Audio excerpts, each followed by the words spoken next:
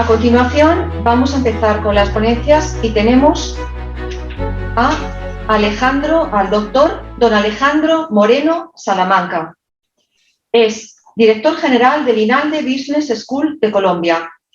Alejandro, buenas tardes. Buenas tardes y bienvenido. Acá estoy prendiendo el micrófono. Buenas tardes. Un gusto estar con ustedes. Bienvenido, bienvenido. Alejandro, la ponencia es la ética empresarial, cultura basada en valores. Nos puedes hablar también, si te parece, de tu empresa durante la ponencia, ¿vale? Así te conocemos más. Así que, muchas gracias. Bienvenido y adelante. Y gracias de verdad por estar ahí. Gracias. Bueno, tengo 30 minutos, ¿no es verdad? Sí. Vale, confirmar. Bueno, pues lo primero es saludar, agradecer, por supuesto, a Enrique Quejido como líder de esta iniciativa y también a Carlos López, así como también a mi buena amiga Reyes Rite, que también sé que está detrás de la organización de este magno evento de ICDI Conecta. Es para mí un placer estar con ustedes. Estoy desde Bogotá, en Colombia. El INALDE Business School es la Graduate Business School de la Universidad de La Sabana. Para quienes son españoles, yo tengo el privilegio de tener un hijo español, un catalán, y conozco bien el entorno, y de hecho aprovecho para mandar un saludo a todas las Canarias, por supuesto a La Palma, por todo lo que pasa en Cumbre Vieja. Pero el INALDE es como el IS en Colombia, es la escuela de negocios graduate de alta dirección de Colombia, es la que represento, y yo soy profesor y por unos años pues director general de esta institución que está al servicio de ustedes y que está complacido de participar en este encuentro. Muy bien, yo me he permitido preparar unos slides que acompañaré con algunas notas y probablemente en algún momento los quite y los ponga para que me puedan ver. Tengo acá también en otra pantalla, tengo acá abajo una pantalla para que se ubiquen donde está, digamos, cuando esté mirando hacia abajo, porque tengo otro monitor y acá tengo otro donde puedo seguir lo que ustedes están viendo. Entonces en este momento voy a poner, si me habilita porfa el host, que pueda hacer el share screen, porque no lo estoy pudiendo hacer en este momento. Voy a poner una presentación en donde me plantearé, ya lo puedo hacer, muchas gracias, excelente. Entonces lo que pretendo hacer en este momento es poderles compartir algunas reflexiones que he preparado para este encuentro. Entonces, pues efectivamente en la charla le hemos puesto ética empresarial y cultura organizacional, y el objetivo pues es precisamente hablar en torno pues a estas realidades. Confírmenme por favor con un guiño, digamos, gráfico. Denme un minuto, yo confirmo que los pueda ver bien. Si están viendo bien mis slides, veo a Reyes y a Enrique. Vale, gracias, perfecto. Entonces continúo. Entonces, yo tengo básicamente una agenda en mente que es hablar de 3 enfoques éticos, de liderazgo y cultura organizacional, y sacar algunas conclusiones. Y por supuesto el tiempo pues es breve para poder hacer estos apenas 3 temas. Entonces lo primero que quiero hacer, porque creo que además es tal vez lo que más necesita la sociedad actual, es poder entender que incluso sobre la ética, ni siquiera en Occidente somos capaces de ponernos plenamente de acuerdo sobre qué es lo justo. La gran pregunta detrás de la ética es la justicia. Y decía que es para mí el gran dilema de la sociedad actual, porque el riesgo en que está la democracia, el riesgo es que están los sistemas de ordenamiento social, desde mi perspectiva, tiene mucho que ver con el miedo a la diferencia, la incapacidad de hablar desde orillas diferentes, desde pensamientos, y de ofrecer ideas sin atacar a quien ofrece las ideas, sino más bien discutir precisamente las ideas. Y lo que voy a hacer acá es brevemente hablar de esos 3 enfoques que en Occidente son los más aceptados.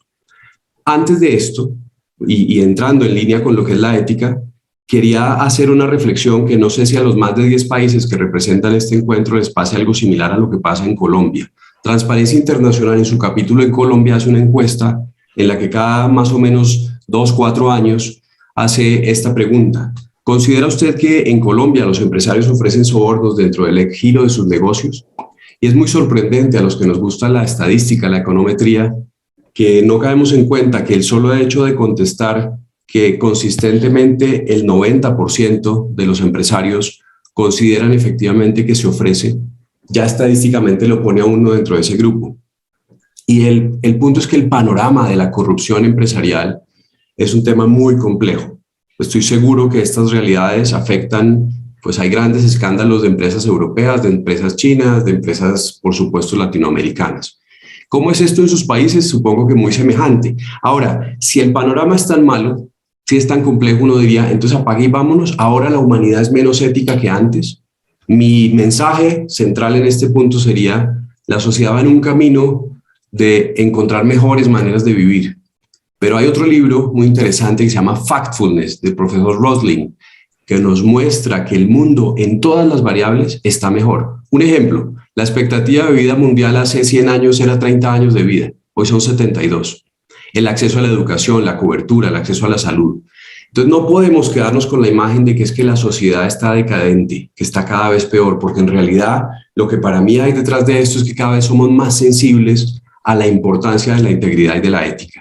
Ahora, si el panorama nos parece muy complejo, digo yo siempre acudir a los managers, a los directivos, los invito a leer más poesía y más novelas y tal vez algo menos de management.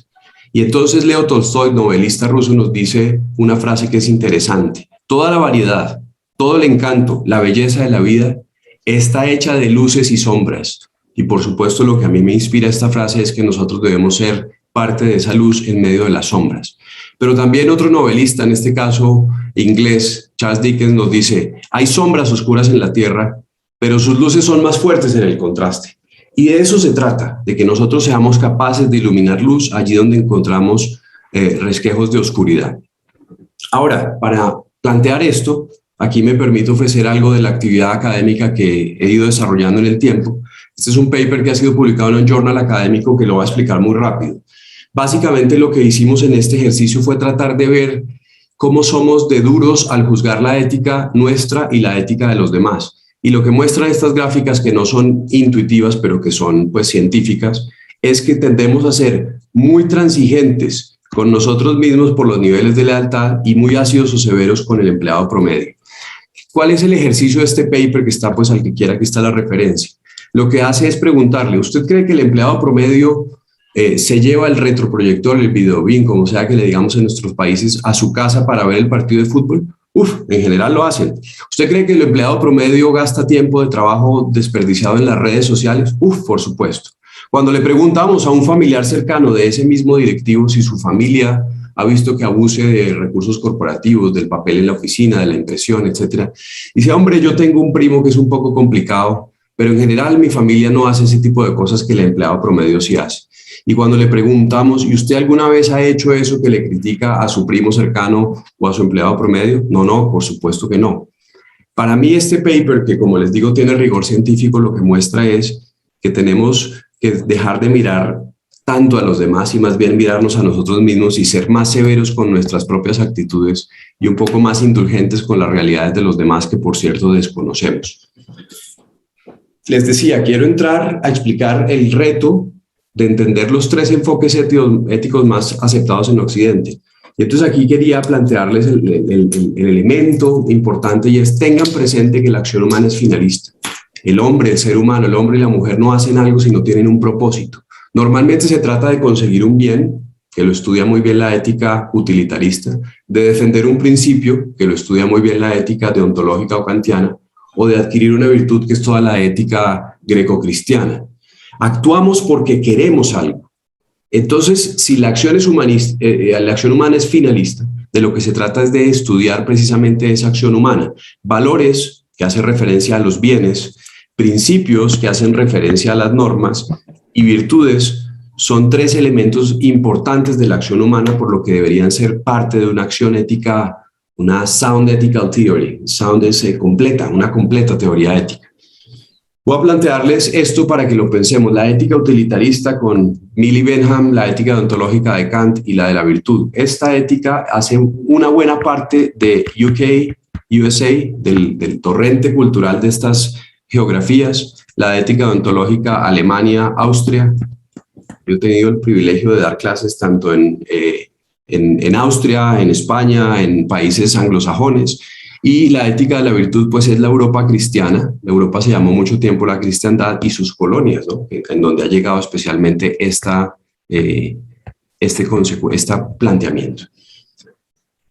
Miren qué interesante entender esto que parece que no necesariamente es intuitivo.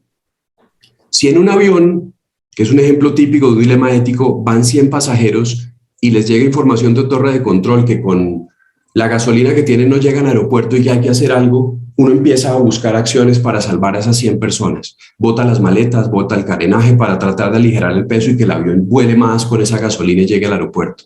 Te llega información de torre de control que dice que a pesar de que ya aligeraste todo lo que puedes el avión para que siga planeando, y dado que no tienes paracaídas, la única alternativa que tienes es botar a 5 pasajeros al vacío para salvar a 95. Entonces alguna persona puede pensar, no, esto no es justo, yo no tengo derecho a escoger por la vida de otro. Alguno puede pensar, lo que es injusto es no decidir rápido y escoger 5, porque si no mato a 100. Y alguno puede pensar, lo que sería justo es pensar qué dicen las normas para hacer en esta acción. En realidad, el máximo exponente de la virtud ante ese dilema ético, lo primero que hace es preguntar si hay voluntarios. Porque como decía Aristóteles prefería sufrir una injusticia que causar una injusticia, porque la ética de la virtud es del carácter. El carácter es la sumatoria de las virtudes. Y para Aristóteles era más importante en quién se convertía cuando actuaba que las consecuencias de sus actos. En la ética utilitarista el planteamiento es de bienes, de consecuencias, el mayor beneficio para el mayor número de personas. Entonces, en la virtud diría, hay voluntarios, e incluso el máximo exponente de la ética de la virtud diría, si no hay voluntarios, diría, yo me ofrezco de voluntario. Porque para él es más importante en quién se convierte. El máximo exponente de la ética utilitarista diría, oiga, ¿y por qué hay que votar a 5? Votemos a los 3 más pesados. Y entonces a mí me parece injusto porque yo mido 1,95 y tengo mis kilos. Pero a él le parece justo porque para él lo importante es salvar a 97 si se puede. En vez de votar 5 pesos promedio, voto a los 3 más pesados y salvo a 97. Porque su principio ético es el mayor beneficio para el mayor número de personas. Y en los que hemos gestionado crisis en esta pandemia, pensemos si no hemos tenido que tomar algunas decisiones de corte utilitarista. Y el deontológico diría, espérese, dado que Kant planteaba el imperativo categórico y las normas para un austriaco, esto lo viví mucho en los 3 años que fui a dar clases a Innsbruck, entendí muy bien la cultura y que el seguimiento a normas no es por una ceguera moral, sino por un enorme respeto a los principios. Porque me decían, usted me está diciendo que su deber ético es la prudencia, ver si cumplo o no el semáforo en rojo. ¿Eso es lo que usted me está diciendo, profesor Alejandro? Y así, me decían, ya entendí el caos de Latinoamérica, porque allá cada uno tiene que pensar si cumple o no la norma. El deontológico, que la norma es un referente moral, porque alguien ya lo ha pensado, lo que diría es, ¿qué dice el manual? Y si en el manual dice que hay que votar a su familia primero, lo haría. Pero no por imbécil, sino por ese enorme respeto a los principios y a las normas. Ahora, la pregunta de fondo, yo no puedo darle más tiempo, pero creo que he ilustrado, y lo más importante que quisiera haber logrado es que lo que a uno le parece una aberración ética en algún caso, porque lo está mirando desde esta lectura, o lo que a estos le parece un absurdo por lo que hacen los latinos, en el fondo tiene también detrás un deseo de conseguir el bien. Ahora, la pregunta de fondo es precisamente esa. ¿Qué es el bien? ¿Cuál es el bien que me atrae? ¿Cómo saber si lo que me atrae es verdadero bien y cómo saber lo que es justo? Aquí me voy a tener un minuto para plantear una idea que espero que sea útil, porque una de las cosas que más me gusta leer no es solo ética empresarial, sino ética política. Necesitamos ser capaces de leer más ética política para entender realmente lo que la sociedad está persiguiendo, que es un orden social más justo, ante unos sistemas que son los menos peores probablemente que hemos logrado construir, la democracia y el capitalismo, pero que vale la pena que reflexionemos. La incapacidad de hablar, por ejemplo, los chats le dicen a uno, no, aquí no se habla de política, aquí no se habla de religión, esos temas están vetados, cuando en realidad los temas más fundamentales son los que tenemos que discutir. Esta es mi interpretación, esto no es una verdad de fe, ni mucho menos, pero creo que la razón por la que hemos perdido el deseo y la capacidad de hablar de los temas más fundamentales es porque hemos caído en el relativismo moral. El relativismo moral es una posición filosófica que plantea la verdad, todo es relativo. El relativismo moral dice, todo es relativo, o otra manera de decirlo es, no existe verdad absoluta. Y entonces nos hemos vuelto polites porque todo vale, cada uno, allá cada uno, yo quién soy para juzgar. Pero no nos hemos dado cuenta que nos hemos vuelto polites, cayendo en el mayor imperialismo cultural, en el mayor adoctrinamiento que desde mi perspectiva existe. Y es el relativismo moral que te dice que todo es relativo. Porque si tú eres justo en tu discurrir lógico y me dices todo es relativo, yo te puedo decir, a ver Camilo, a ver María, todo María, todo es relativo, todo Camilo. Y Camilo me tiene que decir todo Alejandro. Entonces yo le digo, óyeme, y entonces tu verdad, todo es relativo, ¿no podría ser también falsa? Y entonces el relativista me dice, no, todo es relativo menos lo que yo digo. No existe verdad absoluta excepto la que yo te ofrezco. Espérame, esto me parece bastante arbitrario. La única verdad absoluta es la que tú me ofreces, ¿y por qué no decimos que la verdad es otra? Yo no les he demostrado con esto que exista una verdad universal. Les he demostrado que puede existir, lo que no les he dicho es cuál. La pregunta de la ética es acerca de eso, de los valores, de los principios, no solo personales, no solo familiares, no solo empresariales, no solo sociales, sino universales. ¿Existen o no principios universales? Y a eso es a lo que nos referimos cuando hablamos de qué es el bien. Y lo delicado del planteamiento social que estamos viviendo es que decimos que no existen, pero partiendo de un universal, no existen universales. Yo te invitaría a ti, querido amigo, a que te preguntes cuál es esa verdad universal. Y obviamente no te voy a dejar simplemente con la pregunta, te ofreceré una respuesta que a ti te puede gustar o no, pero te diría, ojo, porque el orden social que está en riesgo, los chalecos amarillos en Francia, las protestas en Cataluña, las protestas sociales en Chile, las protestas en Colombia, el Brexit, todo es fruto de un movimiento social que busca un orden social más justo, pero que no estamos siendo capaces de conseguirlo. Hace poco leí un libro que se llama How Democracy Died, de Levinsky, un profesor de ética política en la Kennedy de Harvard, que plantea el populismo. ¿Cuál es el populismo? El populismo no es un tema de izquierda, ni es un tema de derecha. El populismo es la posición social que estamos viviendo en donde yo te digo, creo que la verdad universal debe ser otra. Y sale el interlocutor a decir, no le crean a Alejandro, si él es un ladrón, él roba al Inalde, él es infiel a la mujer. Pero los populismos lo que están haciendo es que no discutimos las ideas, sino que a quien ofrece ideas que nos parecen contrarias a lo que a mí me parece correcto, lo atacamos en la persona, en su humanidad, en vez de discutir las ideas. Mi opinión es que la sociedad ha caído en no discutir las ideas porque ha entendido que no existen ideas universales. Y lo que sí te he demostrado, este es el planteamiento filosófico, digamos, de falsedad lógica del relativismo, es que este es un gran error. Ahora, pregúntate, ¿será que las virtudes, será que los bienes, las consecuencias de la ética, o será que los principios pueden hacer parte de una ética de primera persona? Y entonces yo te diría, acude a la regla de oro de la ética. Esto ya no es Occidente, las tres corrientes que te mostré son solo el mundo occidental, sino que acá está el confucianismo, el judaísmo, el islamismo, y todos confluyen sobre algo que dicen, esto es la regla de oro de la ética, la Golden Rule of Ethics. ¿Cuál es la regla de oro de la ética? Trata a los demás como te gustaría ser tratado. Las éticas de mínimos lo que dicen es, ser ético es no hacer daño, con lo cual no impongas a los demás lo que no te gustaría a ti. Mientras que las éticas de máximos no dicen que lo importante sea no hacer daño, sino que como la ética tiende a infinito y siempre puede ser mejor, lo que dice la ética es trata a los demás como te quisieras que te traten. No es suficiente que no le hagas el daño que no quieres que te hagan, sino que lo que se trata la ética es de hacer a los demás el trato que a ti te gustaría. Y aunque el tiempo es corto y quiero lograr llegar más allá y quisiera explayarme, tengo que avanzar y decirles, en últimas, cuando tu análisis ético organizacional no sea entre el bien y el mal, que de hecho estos son preguntas bastante fáciles, sino entre el bien 1 y el bien 2, entonces concéntrate no tanto en lo que haces, sino en por qué lo haces, que es lo que en ética se llama la intención. Porque tú te puedes degradar éticamente si en vez de llevar a tu hijo al parque a jugar a fútbol, te pones a hacer un informe. si la razón por la que hiciste este bien y no este otro bien, llevar al hijo al parque es un bien, hacer un informe para la junta es un bien, pero si pones a hacer el informe es porque te da pereza llevar al hijo al parque, probablemente la intención es lo que haga que te deteriores moralmente. Como también te puede pasar que te vas a llevar al hijo al parque, pero porque te da pereza hacer el informe. Entonces, ser ético, tú, querido empresario, querido directivo, se concentra en pensar en tú, solo tú, por qué haces lo que haces. No es solo qué haces, sino por qué haces lo que haces.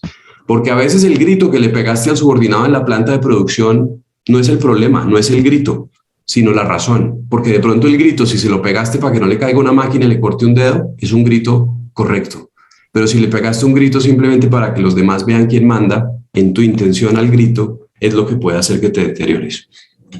Quiero hablar un poco, y el tiempo vuela, de liderazgo y cultura organizacional. Y entonces, lo primero es que piensen la diferencia que hay entre dirigir y administrar, o dirigir y trabajar. Dirigir es hacer. Los directivos hemos decidido libremente que nuestro trabajo no sea hacer, sino que nuestro trabajo sea hacer. Con lo cual tú, querido directivo, te has liado la vida porque tú has decidido que tú respondes no solo por lo que haces, sino por lo que haces hacer. Hacer.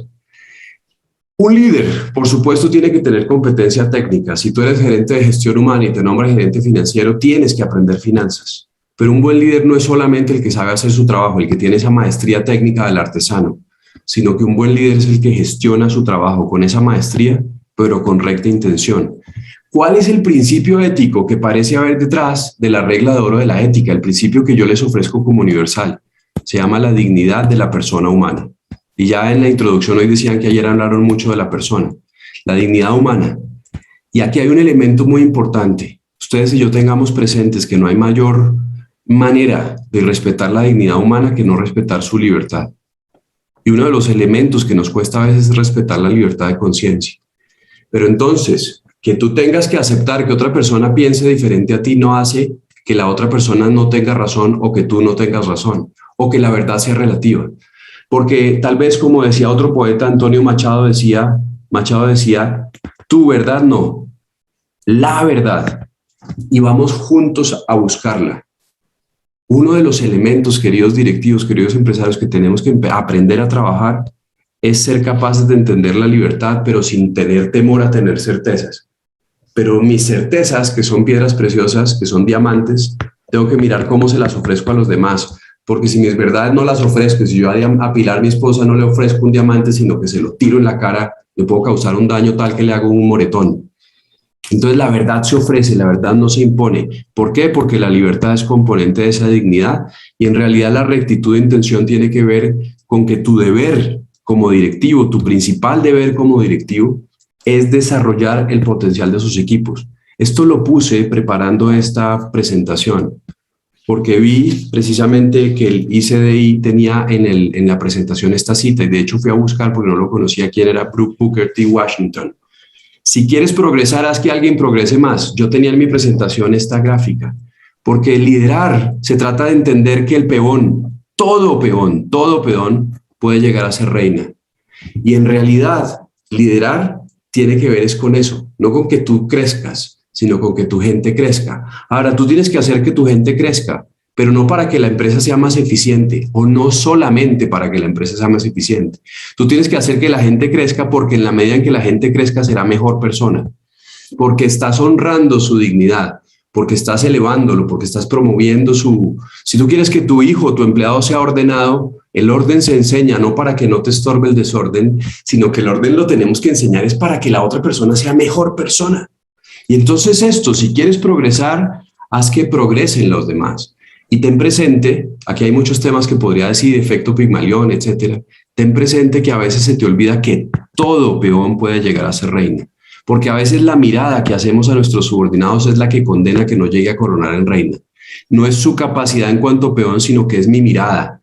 Por eso decía en el slide anterior que lo pasé rápido, conocimiento del equipo, porque a veces esas preconcepciones que haces de los demás es lo que hace que los demás no te den su pleno potencial, y por eso también tan importante la confianza. Quiero sacar algunas conclusiones porque el tiempo apremia. Primero, cuando tengas dudas éticas, que creo que pocos las tenemos, acude a los test de transparencia. ¿Puede saber mi jefe lo que voy a hacer? A veces no puede saber. ¿Puede salir en el periódico a la manera en que estoy ganándome este contrato? O si ninguna de estas dos, ni tu jefe, ni los medios te detienen, piensa, ¿le puedo contar a mis hijos? Y aquí me gustaría que pensemos en cosas muy cotidianas. ¿Tus hijos pueden tener acceso a tu móvil, a tu celular? ¿O te mueres de pánico de que vean los chats y la cantidad de conversaciones o de temas tensos que tienes, incluso, no sé, hasta pornografía, etcétera? Porque al final la historia que le quieres contar a tus hijos es la que creo que nos puede mover a todos, porque si algo honramos es precisamente esa figura de los hijos. Segundo, si no actuamos como pensamos, acabaremos pensando como actuamos. No me da el tiempo, pero la existencia en la vida es coexistencia con la energía creadora. No hay nadie que exista sino, esto es metafísica, no hay nadie que exista sino participa de la fuerza creadora. Por lo tanto, ten presente que nadie es químicamente malo. No es posible ser químicamente malo. Con lo cual, de lo que se trata es de tener presente que el reto es no degradarse, porque nadie es capaz de hacer algo malo si no cree que tiene derecho e incluso deber de hacerlo. Una vez me contó un directivo del INALDE que sobornó a un policía de tráfico y la conclusión a la que llegó es que tenía que sobornar al policía porque si no, no podía cambiar la propiedad del nombre del carro al llegar a Bogotá. Iba a dañar las vacaciones del hijo del amigo que le había comprado el carro y se iban en ese carro con gran ilusión. Dijo, mi deber es darle el dinero al policía para que pueda hacer el cambio de propiedad. Eso nos pasa a ti y a mí. Y tenemos que pensar que al final, la prudencia directiva son las gafas con las que ves. La prudencia se mancha cuando en pequeñas cosas empiezas a ceder. Cuando le dices a tu mujer que no está fulanita en la oficina ese día que te quedas trabajando hasta tarde, pero es para no causarle un dolor, con buena intención, pero dijiste una mentira. Cuando llegas de un viaje de trabajo y te quejas del hotel al que te mandaron o porque no te mandaron en business, o cuando compras un tiquete aéreo tarde para que efectivamente te hagan el upgrade o te den más millas. Cuando llegas a un corrillo de la oficina y están hablando de tu jefe y tú no lo cortas o no tratas de cambiar el tema. Cuando trabajas demasiado porque te da pereza llegar a casa a tener que ayudar a bañar o a lavar a los hijos.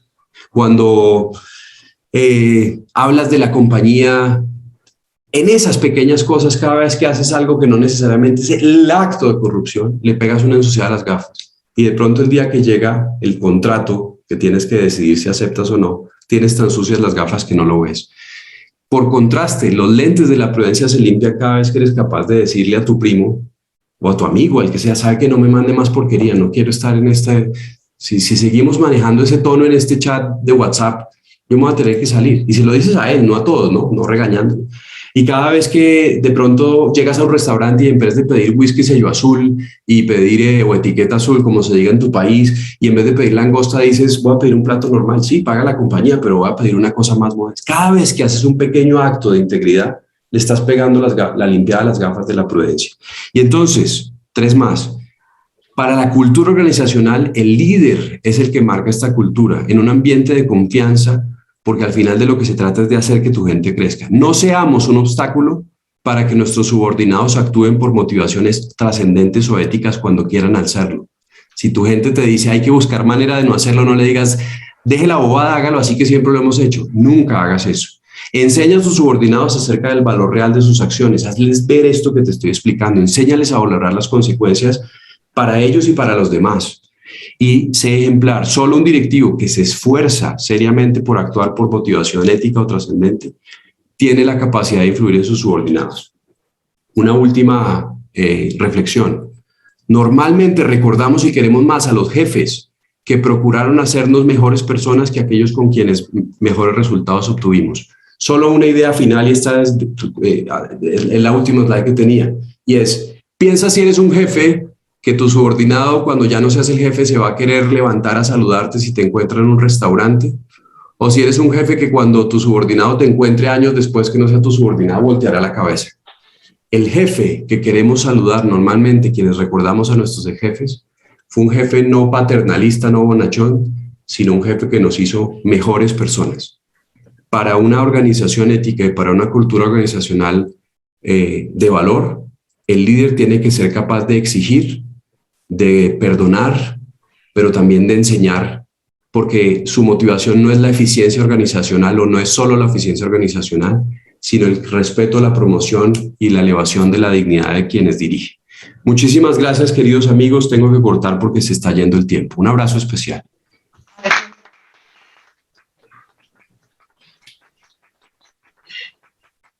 Alejandro, muchísimas gracias.